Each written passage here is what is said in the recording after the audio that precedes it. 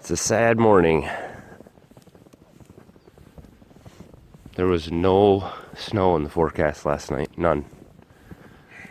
I didn't get a chance to do anything with putting a few braces up in the middle or anything. If I would have expected snow.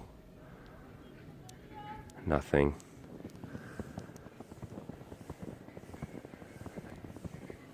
Totally destroyed.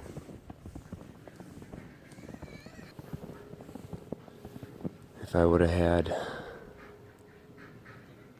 any idea we were getting snow, I would have put up, I had a couple 2x4 braces that I was going to put up in the middle. It just wasn't finished. It doesn't look like the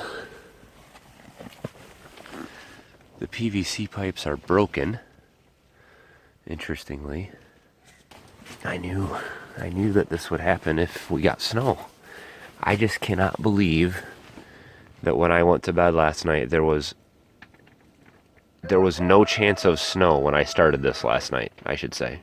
There was no snow in the forecast till next week. I had a whole week. This is disappointing, to say the least. I spent so much time out here on this. I spent so much money, and I don't even know what can be salvaged. I don't know if the plastic's going to be wrecked. I don't know if the pipes are going to be wrecked. I don't know if I have to take this whole thing apart and start over. I don't even know. I just don't know what to do at this point. So I had to go inside for a few minutes and gather thoughts and get some motivation to come out here and even look at this thing again. I can't tell you how frustrating it is, but my wife said something this morning that I thought was interesting and can apply to being a farmer. Being a farmer is like you before you cross the road, you look both ways for cars, and then you step out onto the street and you get hit by an airplane. It's something unexpected, and we're going to get this fixed. We're going to figure this out one way or another. We got to get this thing fixed. So today I'm going to do a little bit of work on getting some of the snow load off this, and we'll see what we can do to figure this out.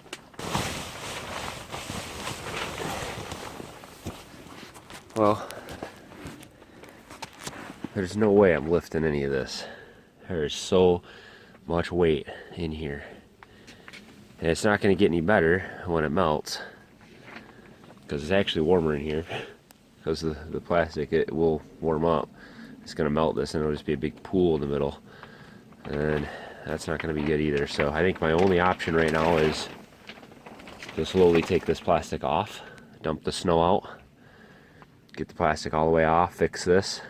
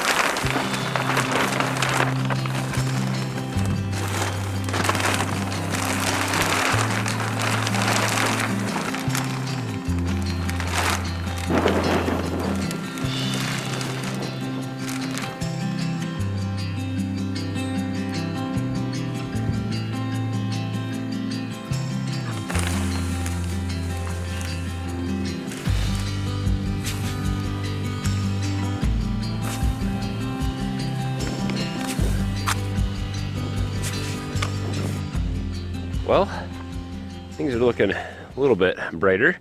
I got all the snow out of the middle, shoveled it all out. So now I think I can actually start to prop it up in the middle.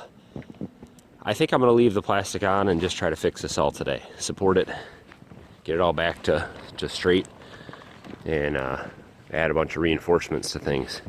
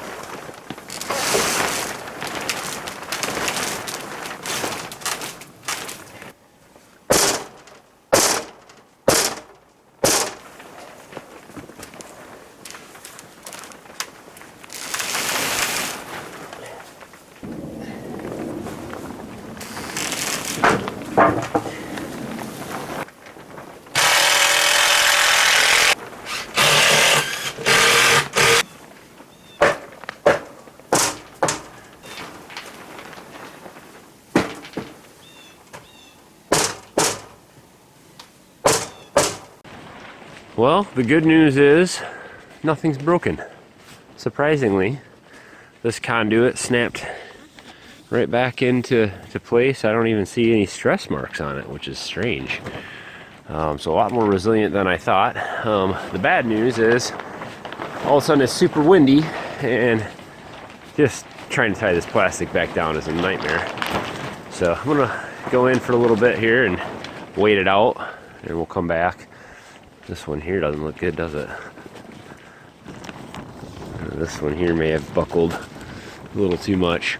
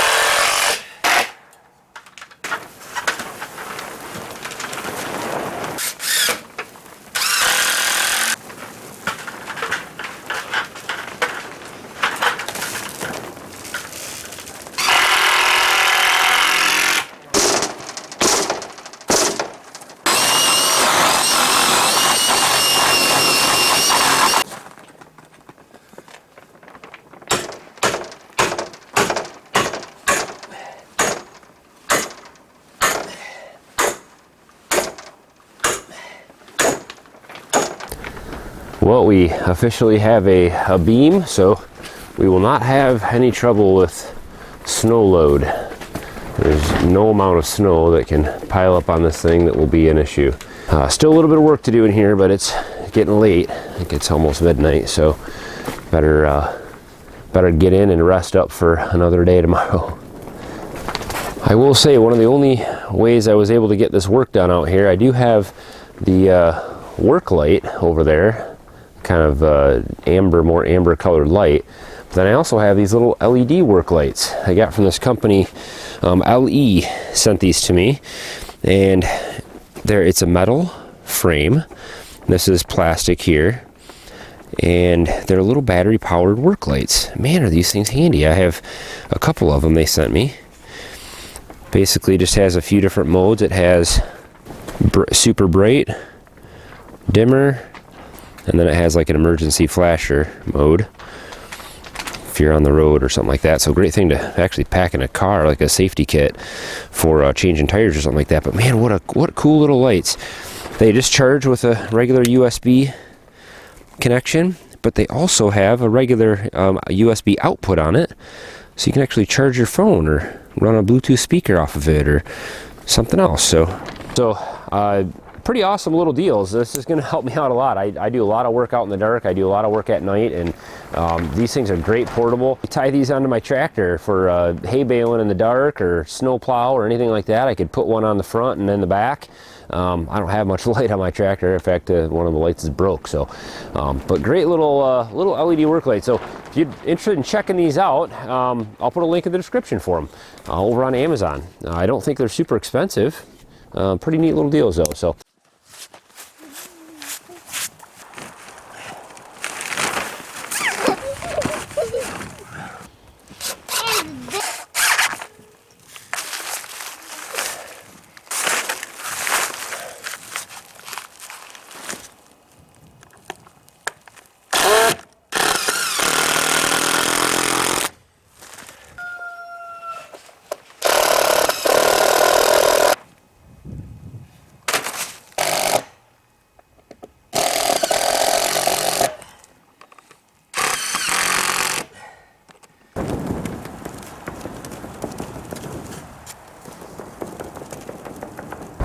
Well, it is a much better sight out here today. greenhouse is in good shape, and I've got a little bit of a wind test today. We've got up to 25-mile-an-hour gusts across this field right now, and so it'll give me a little, I'll be out here checking on things and making sure that it's withstanding the wind as I finish this off and add some braces. But the center beam went up very well. I did attach brackets to the top of the beam from these hoops, so they're actually tied right into the beam. These supports are temporary. I may add, I am going to add some braces on these posts that will be 45s that go up from the posts to add a little strength to that and tie those together. I'm also going to put some tie downs from the outside of this wall down to some stakes on the ground that will help with the wind that's pushing at it this way. But this thing is solid now. It's even with the wind just whipping across that field, it's not moving. The plastics flutters a little bit, but it's nice and tight. I may have to tighten it up a little bit once it gets warmer, but the plastic seems to be pretty good. So it's adding a lot of strength to the whole structure, and I couldn't be happier. So I'm in the greenhouse. Once I get these end walls tightened down, it might actually get warm in here.